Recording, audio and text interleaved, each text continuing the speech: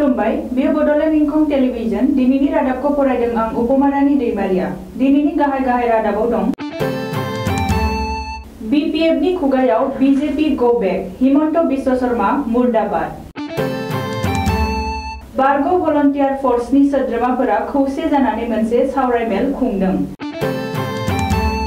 दिबन डेकाया surrender खालामनो फैनानै हमजाबाय।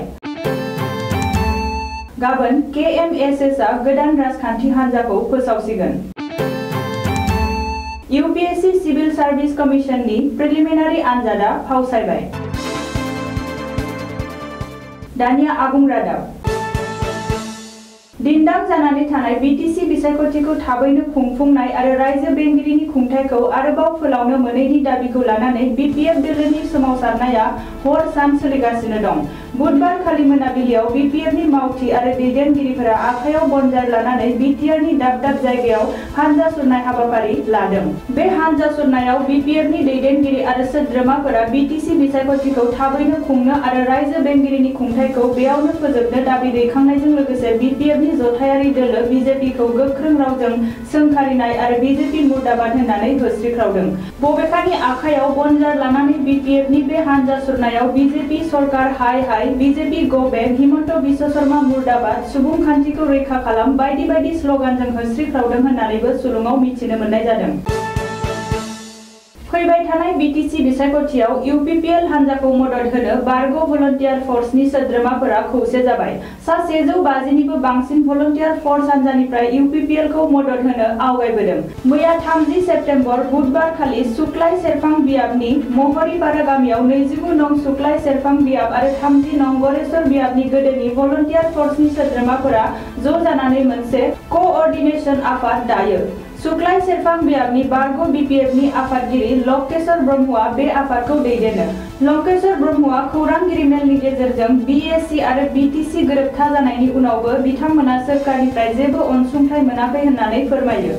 आरोबाव बिथाङा बर' हारिनि रैखाथिनि थाखाय जिउ बावबोनांनाय बर' हारिखौ सिबिनो फोरोंजेननाय फोजाखांग्रा भलन्टियार फर्स हान्जायानोमोन होननानैबो खौरांगिरिफोरनि सिगाङाव फोरमायथियो। मख'जाथावदि बारग' भलन्टियार फर्सनिनो सासे सोद्रोमाया बे मेलनि थांखिखौ बेखेवो आरो फैबाय थानाय समफोराव गोदोनि बर' हारिनि जिउ बावसोमग्रा महरै खौसेयै दावगालांनांगौनि खोथाखौबो रोखायै फोरमायथियो। बिथांमोना सुक्लाय सेरफां बियाबनि आरो गरेश्वर बियाबनि ब्लकनि सिङाव बारग' भलन्टियार फर्सनि आफाद दाना लाखानाय जादों होननानै सुलुंनिफ्राय मिथिनो मोननाय जादों। बे आफादाव गाहाय आलासि महरै नुजाथियो 29 नं सुक्लाय सेरफां बियाबनि यूपीपीएलनि बिजाथि प्रदीप नार्जारिया। आफादाव नुजाथिनानै बिथाङा गावनि बिबुंथिनि गेजेरजों बारग' भलन्टियार फर्सनि गासै सोद्रोमाफोरखौ खौसे जानायनि थाखाय साबायखर बावो। फैबाय थानाय बिसायख'थियाव प्रमद बर' दैदेननाय यूपीपीएल हान्जाखौ मदद होनो ओंखारबोनाय बारग' भलन्टियारमोनखौबो साबायखर बावो आरो बरायो।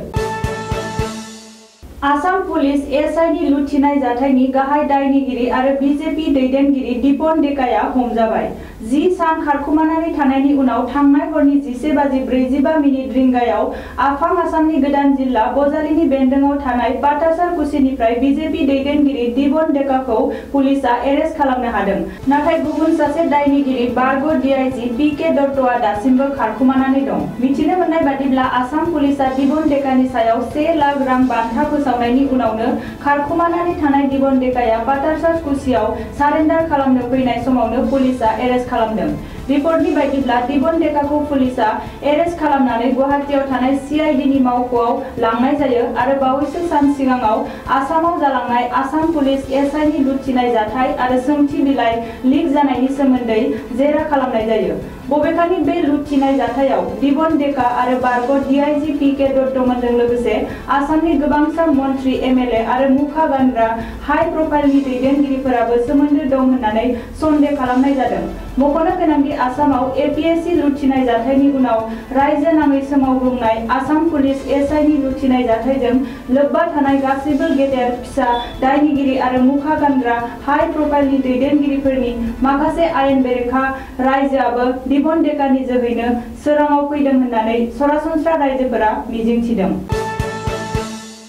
आसामाव आरोबाव गुबुन मोनसे ओनसोलारि राजखान्थि हान्जाया जोनोम जानायनि लामायाव। गाबोन 2 अक्ट'बर गान्धीजीनि जोनोम सानखालि आसामाव मोनसेबाव गोदान राजखान्थि हान्जाया जोनोम जासिगोन।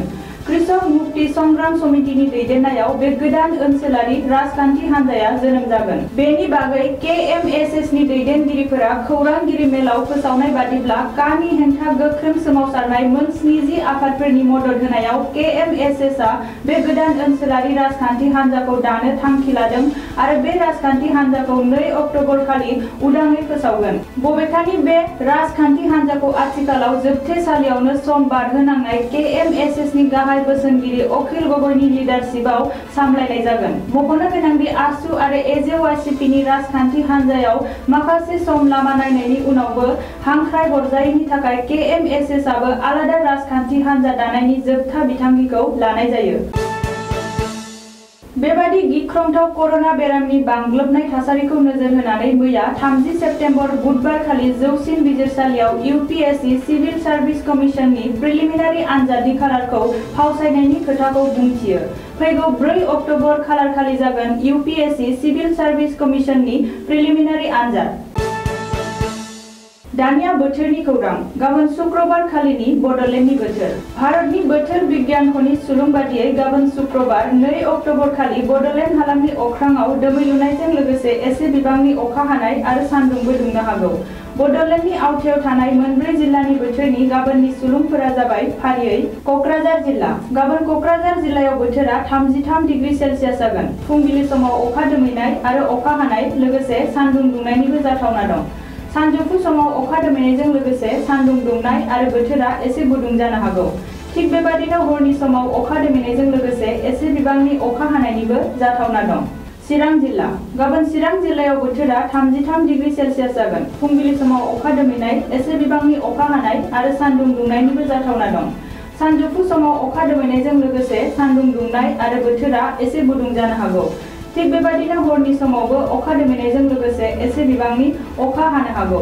बाक्सा जिल्ला। गाबोन बाक्सा जिल्लायाव बोथोरा 33 डिग्री सेलसियास जागोन। फुंबिलि समाव अखा दोमैनाय, एसे बिबांनि अखा हानाय आरो लोगोसे सान्दुं दुंनायनिबो इसारा दं। सानजौफु समावबो अखा दोमैनाय, अखा हानाय लोगोसे सान्दुं दुंनायनिबो जाथावना दं आरो बोथोरा गुदुं जानो हागौ। थिग बेबादिनो हरनि समावबो अखा दोमैनायजों लोगोसे एसे बिबांनि अखा गोग्लैनायनि जाथावना दं। उदालगुरि जिल्ला। गाबोन उदालगुरि जिल्लायाव बोथोरा 32 डिग्री सेलसियास जागोन। फुंबिलि समाव अखा दोमैनाय, एसे बिबांनि अखा हानाय आरो सान्दुं दुंनायनिबो इसारा दं। सानजौफु समावबो अखा दोमैनाय, अखा हानाय आरो सान्दुंबो दुंनो हागौ आरो बोथोरा एसे गुदुं जानो हागौ। थिग बेबादिनो हरनि समावबो अखा दोमैनायजों लोगोसे एसे बिबांनि अखा हानायनिबो जाथावना दं। दिनैनि रादाबा एसेनोसै। गोजोन्थों।